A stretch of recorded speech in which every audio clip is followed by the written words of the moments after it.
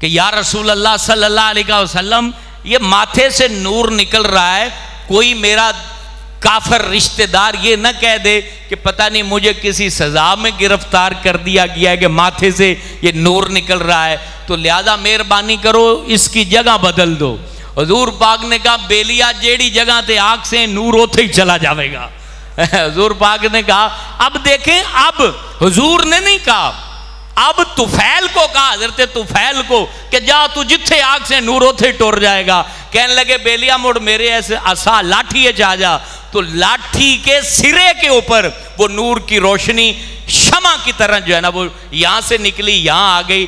तो पता चला अल्लाह पाक ने हमारे नबी को और नबी के सहाबा को बड़ा मकाम अता फरमाया। कहते हैं कि आप वो लाठी थी, वो लाठी का सिरा, वो लाइट निकलती थी, पूरी लाइट है, उसमें कौन से सिल डले हुए थे, कौन सा उसमें तेल डला हुआ था, वो कौन नूर को जगमगा रहा था, वो अल्लाह था। और अल्लाह बता रहा था मेरा नबी जहां कहेगा वहां से नूर को मैं जारी कर दूंगा। यमन पहुंचे, अब यमन पहुंचे तो वो पूरी लाठ जो थी ना वो रोशन थी, सारी दुनिया हैरान भी ये नूर किथों ले आया भाई, ना तेल पावन की जरूरत है, ना उनके ते कोई लाइट रखने की जरूरत। सुभान अल्लाह, नूर ही नूर, नूर वाले नबी ने लाठी को अल्लाह के हुक्म से नूर अल्लाह नूर कर दिया। अब जब ये यमन पहुंचे, अब सबसे पहली मुलाकात इनकी अपने वालिद से हुई, वालिद साहब से। कहते अबू जान और मामला यह है कि मेरा तुहाडे नाल ताल्लुक नहीं ते तुहाडा मेरे नाल ताल्लुक नहीं, ये ईमान है।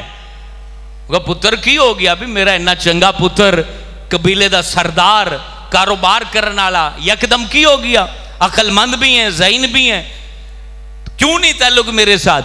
कहा कि अब मेरा ताल्लुक मोहम्मद अरबी के साथ हो गया है, अब हजरत मोहम्मद और रसूलुल्लाह को मैं मानने वाला हूं, मेरा ताल्लुक उनके साथ है। अगर आप उनको मानते हैं तो फिर आप मेरे अब्बू भी हैं, सारा कुछ है, अगर नहीं मानते तो फिर तुम्हारा रास्ता अलग है, मेरा रास्ता अलग है। कहा कि बेटा मुझे भी कलमा पढ़ाओ और अपने नबी का गुलाम बना दो। वालिद साहब ने भी वहीं कलमा पढ़ा, अपनी बीवी के पास आए, जौजा को कहा कि तुम जो है मेरी जौजा रहना चाहती हो तो फिर तुम्हें मेरे दीन पर आना होगा, वरना मेरा तुमसे कोई ताल्लुक नहीं। बीवी ने कहा कि मुझे कलमा पढ़ाइए, कलमा पढ़ाया, फिर उसको कहा कि आप गुस्ल भी कर लें। तो इनका एक चश्मा था, चश्मा उसका नाम था जू शिरा, उसके पास एक बुत था, बौद्ध हैकल बुत था। अब इनकी बीवी कहती हैं कि अगर मैं ये कलमा पढ़ लूं तो वो जो जू शिरा बुत है वो बुत नुकसान नहीं पहुंचाएगा मुझे, आपको, सबको? कहा नहीं, वो बुत तुम्हें नुकसान नहीं पहुंचा सकता, जो भी नुकसान पहुंचाने वाली जात है उसका नाम अल्लाह करीम है, लिहाजा तुम परेशान ना हो, गुस्ल करो और जो है ना वो दीन की तालीमात सीखो। तो बहरहाल, अच्छा यहां बड़ी मजे की बात है, ये लाठी में नूर भी ले आए, लोगों को दावत भी भरपूर दी। कहते हैं मेरा घर और इसके अलावा एक दो घर थे जिनमें हजरत अबू हुरैरा भी थे, तो ये मुसलमान हुए चंद अफराद। कह रहे हैं कि फिर मैं हुजूर के पास आया। अब देखें नबी पाक की शान, इसमें आप मुलाजा करें, सारी चीज अपनी मेहनत से ही होनी होती तो इन्होंने अनथक मेहनत की, अनथक मेहनत की, लेकिन लोग मुसलमान ही नहीं हुए। हालांकि साहबी रसूल हैं और एक रोशनी, एक निशानी भी अपने साथ ले गए, फिर भी चंद घर मुसलमान हुए। आगे कहते हैं कि हुजूर क्या करें, लोग जो है वो मान ही नहीं रहे हैं, वो बुत उनके दिलों में इतने बैठ गए, मानने को तैयार ही नहीं है।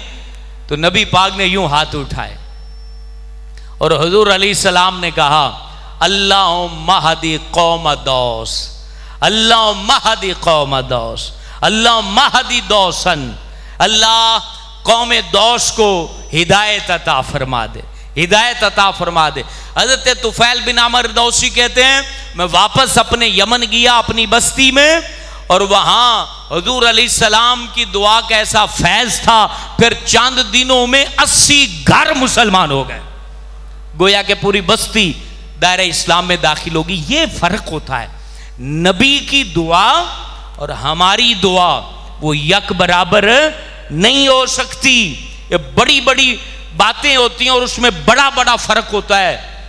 लेकिन हम चूंकि एक फिरका बंदी की नजर हो गए और हम चीजों को ठीक एंगल में देख नहीं पाते। ये बात याद रखें, सारी कुव्वतें और ताकतें वो अल्लाह के पास हैं। तवाहुम परस्ती में कभी भी नहीं पड़ना, कभी भी नहीं पड़ना, कभी भी नहीं पड़ना। तवाहुम परस्ती हजूर पाक ने खत्म कर दी है। मिसाल के तौर पे आपको, मुझे जैसे एक बंदे ने कहा कि ये हमारे इलाके का एक वाकया है, वो पता नहीं किस बंदे के बारे में, वो मैं नहीं जानता, लेकिन इस बंदे ने ये मसला पूछा कि हमारे पास गाय है और पीर साहब ने कहा है कि वो गाय मुझे दे दो, तो हम गरीब हैं और एक ही गाय है, उसको दे दें तो बच्चों को कहाँ से पिलाएं। तो वो नाराज हो गए। मैंने कहा नाराज हो गए, कोई मसला नहीं है। तो ये जो तवाम परस्ती है ये नहीं होनी चाहिए। पीर मुर्शिद नबी का फैज देने के लिए होता है। नबी का फैज, अल्लाह का करम, अल्लाह की मार्फत तक पहुंचाने के लिए होता है। मुर्शिद इसलिए कतान नहीं होता कि आपने उसको बकरा नहीं दिया तो वो आपकी मैं मार देवेगा। पीरा नू अल्लाह इस काम वास्ते नहीं रखा होया, ये ज़हन च रख लो, आदे दिल च बिठा लो। पीर इस आस्ते नहीं है कि जनाब तुसी उन्होंने कट्टा नहीं दिता तो उन्हें तुहाडा झोटा मार देना है। बद्दुआ से डरना चाहिए। बद्दुआ हकीकत है, लेकिन किसकी बद्दुआ से, ये भी सुन लें, किसकी बद्दुआ से डरना है? मजलूम की बद्दुआ से डरना है। हजूर पाक ने कहा बाप बेटे को बद्दुआ या दुआ दे दे, अल्लाह उसे भी कबूल करता है। और मजलूम जब अल्लाह के हुजूर अपने हाथ उठा दे तो अल्लाह ताला उसकी दुआ को फौरन कबूल कर लेता है। अच्छा, एक और चीज भी सुन लें, क्योंकि सफर है, इसमें भी लोगों ने बड़ी तवाम परस्ती फैलाई होती है। मकसद, एक बंदा खुद जालिम है, ठीक है, जालिम है, लड़ाई हो गई है और जनाब वो बदुआवा देना शुरू कर देगा, तू उजड़ जावे, तेरी गोद कदे भी ना भरे। औरतां कई मकसद जालम भी होनगियां तो उन्होंने बदुआ भी दे दिया होनगियां, हाँ तेरी गोद नहीं भरीवेगी, तू औतरी मरेंगी, तेरे से इंज हो जाएगा, ये हो जाएगा, वो हो जाएगा। ये बात याद रखें, फजूल शख्स की कोई भी बद्दुआ वो कभी भी कबूल नहीं होती, उससे कतान ना डरें। ऐसे कई लोग जनाब आके ऐसा डरा देते हैं, तू मेरा काम नहीं करेगा मैं बद्दुआ कर देंगा, मैं जनाब इंज दा इंज कर देंगा, मैं तेरे जनाब सारी तबाही फेर देंगा, उजड़ जाएगा। उन्होंने अकल नहीं, हुण उजाड़ नहीं तो उजाड़ वेखना फिर तू किवें उजाड़ेगा, क्योंकि उजाड़न वाला तो सिर्फ अल्लाह है, या आबाद करने वाला अल्लाह है। वह तो इज्जो मन तशाओ वह तो जिल्लो मन तशा। और जितने भी नेक बंदे औलिया कामिलीन हैं, जितने भी मुर्शिदे बरहक हैं, जितने भी इरशादो हिदायत का काम करने वाले, हजरत अली का फैज बांटने वाले, कयामत तक इमाम मेहंदी तक जितने वली आएंगे, खुदा की कसम वो किसी को उजाड़ेंगे नहीं, वो सबको आबाद करेंगे। मुझे बता दें अली ने कितने घर उजाड़े हैं, जरा मुझे बताएं, अली ने कितने घर उजाड़े हैं? अली किन्या को जनाब बकरे लाए थे, उन्हें नहीं दिते थे, अली ने उन्होंने फट्टे चुक दिते। हालांकि जुल्फकार हैदरी का मालिक, शेर खुदा, महबूबे मुस्तफा, दामादे रसूल, ज़ौजे बतूल, अबल हसनैन हजरत अली ने जब किसी का घर नहीं उजाड़ा तो क़यामत तक कोई वली किसी का घर नहीं उजाड़ सकता। ये सब प्रोपोगंडा है, सब फराड है, सब धोखा है, सब जादूगरी है। जो वली होगा, वली को आपकी जेब से ताल्लुक नहीं, वली तो अल्लाह के खजानों को देख रहा होता है, हैं? वली अल्लाह के खजानों को देखता है। वली को क्या गर्ज है कि तुम्हारे पास हजरत सुल्तान महमूद गजनवी वक्त के वली कामिल के पास पहुंचा और उसने जनाब भरी हुई थी, अपने पास अशरफियों की थैली भरी हुई थी, जब सामने रखी, कहा कि ये कबूल करें तोहफा। आपने पहले सूखी रोटी निकाली, सूखी रोटी निकाल के आपने फरमाया बादशाह सलामत, ये जरा एक लुकमा खाइए। बादशाह ने लुकमा तोड़ा, मुंह में डाला, गले में फंस गया। बादशाह था, गुलामों को कहा कि जल्दी पानी दो, पानी दिया, घूंट भरा, अंदर चला गया लुकमा। कहा कि बादशाह सलामत, जिस तरह सुक्की रोटी तुहाडे गले च फस गई, एवें तुहाडे जनाब ये सारे खजाने मेरे गले च फसदे हैं, मुझे तुम्हारे तोहफों की जरूरत नहीं है। लिहाजा जो बाबा नजराने ना मिलने पे नाराज हो जाए वो वली नहीं, जो बद्दुआ दे लोगों को बिला वजह वो वली नहीं। वली वही होता है जो लोगों के दिल भी आबाद करता है, लोगों के घर भी आबाद करता है। और उन सारे वलियों को हमारा सलाम है जो अल्लाह की मार्फत, अल्लाह का नूर, अल्लाह की तौहीद, अल्लाह का प्यार, रसूलुल्लाह की मोहब्बत लोगों के दिलों में फैलाते हैं। लेकिन जो लोगों को डराते हैं, लोगों को जनाब तवाहम परस्ती का शिकार करते हैं, उन लोगों को मैं अलर्ट कर रहा हूं। ये वीडियो दुनिया भर में जाती है, इसलिए मैं ये ऐलानिया बात करता हूं कि हुजूर की उम्मत को अपना इतना गर्विदा ना बनाओ कि वो नबी की बातें भूल जाए। तुम हो नबी की बातें बताने वाले, तो लोगों को नबी के पीछे चलाओ, हुजूर के पीछे उम्मत चलेगी, इंशाल्लाह दुनिया भी आबाद हो जाएगी और आखिरत भी आबाद हो जाएगी। तो हजरत तुफैल बिन अमर दौसी, आप 80 घर हुजूर की दुआ से वो अल्हम्दुलिल्लाह दायरा इस्लाम में दाखिल हो गए। ये मदीने कब आए आप हैरान होंगे। ये मुसलसल दावत का काम करते रहे, अपने कबीले वालों को मुसलमान करते रहे। 80 घरों के लोगों को हजरत तुफैल बिन अमर दौसी 80 घरों के लोगों को खैबर के मौका पर, लड़ाई हो रही थी खैबर में, खैबर के मौका पर ये हुजूर के कदमों में लेके हाजिर हो गए। हुजूर आपका पैगाम, आपकी दुआ की बरकत से ये सारे मुसलमान हो गए, हुजूर इन गुलामों को कबूल कर लीजिए अल्लाह। और फिर पता है क्या कहा, नए नए लोग हैं, मुसलमान हुए हैं। खैबर लड़ाई पता किन से थी? यहूदियों से। और यहूदियों की फौज कितनी थी? 10,000 का लश्कर था, 10,000 का लश्कर। और इधर मदीने के फौजी कितने थे? सिर्फ 1600। और ये यहां पहुंचे हैं और पता क्या कहते हैं, हुजूर हमारी कौम को लेफ्ट साइड की जो सफ़े हैं, दाएं तरफ की सफ़े, अरबी में उसे कहते हैं मैमना, बाईं तरफ को कहते हैं मैसरा, बीच को कहते हैं कल्ब। ये सफ़े बनती थी, फिर आगे हमला होता था।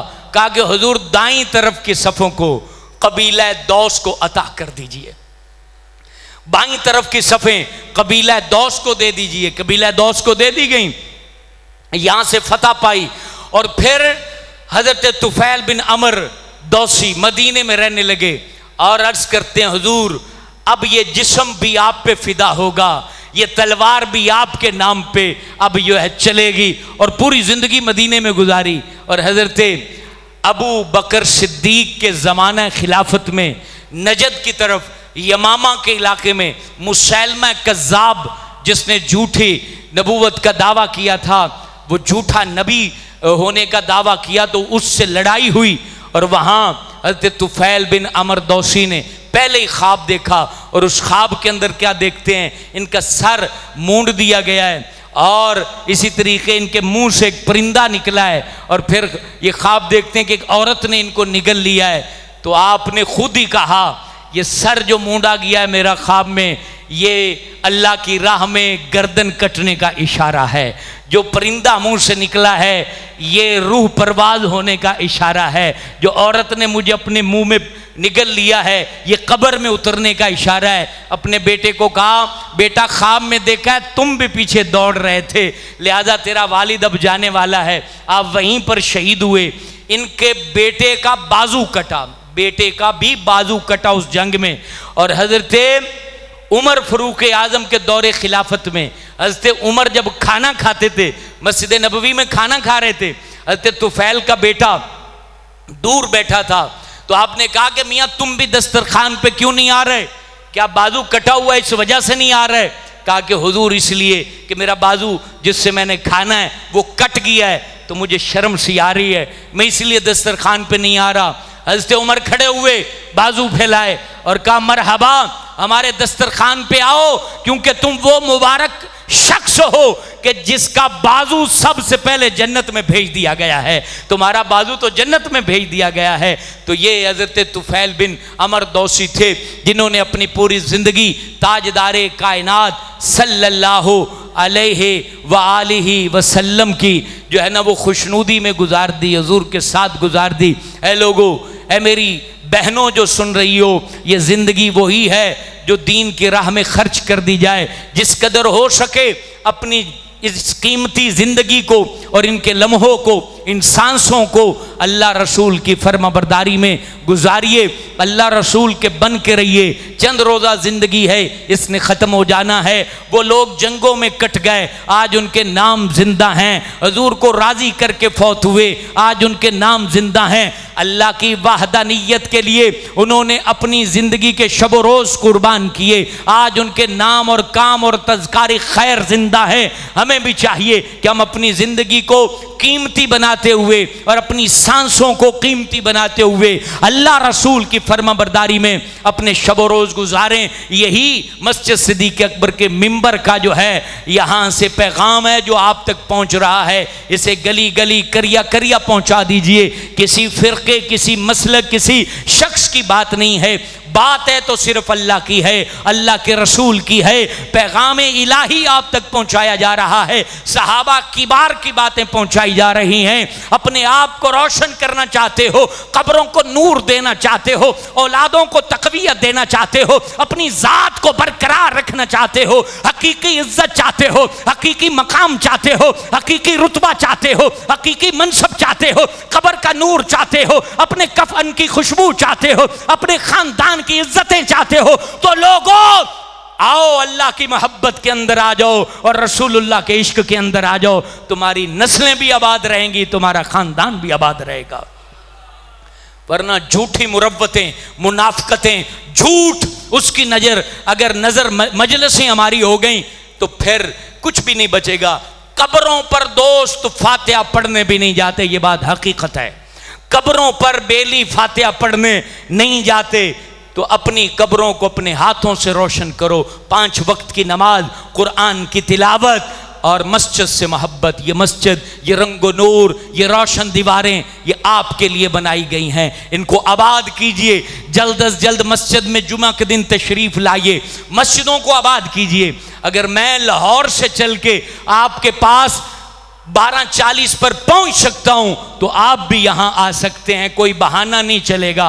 कोई आपके अंदर जो बहानाबाजी है ख़त्म करो और मस्जिदों में जल्दी आओ। 2 घंटे मस्जिद को हर जुमे दो ताकि ये मस्जिद हमसे राज़ी हो और अल्लाह का घर अल्लाह से कहे, मालिक फलाना बंदा मुझे आबाद करता है, तू इसका घर आबाद कर दे। और इसकी सिफारिश कैसे अल्लाह रद्द करेगा? मस्जिद की सिफारिश अल्लाह के हुजूर ज़रूर कबूल होगी।